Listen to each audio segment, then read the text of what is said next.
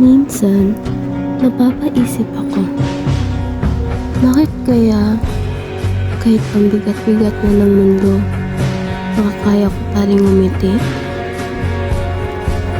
Ang daming problema sa bahay, sa paaralan, at sa sarili ko.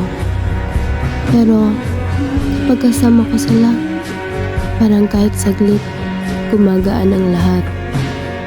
Yung mga kaklase kong kulit ng galit, tawa ng tawa, kahit stress na sa mga assignments at groupings.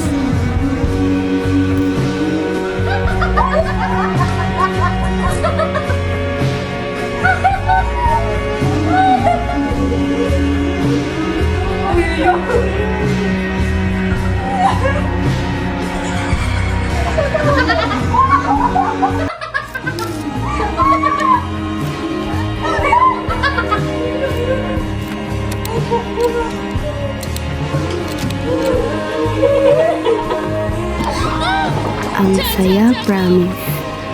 Parang yung ingay nila ang nagiging tahimik sa puso ko. Parang sinasabi nila, "Uy, hindi ka nag-iisa."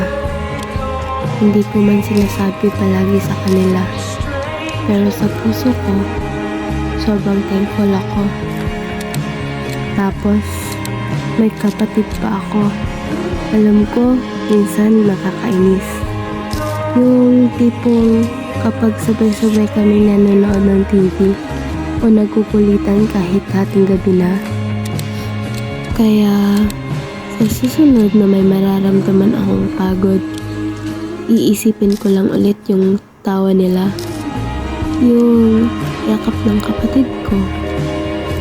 Doon ko ulit mahahanap ang lakas. Kasi sa gitna ng problema, may saya pa rin. At alam kong hindi ako nag-iisa.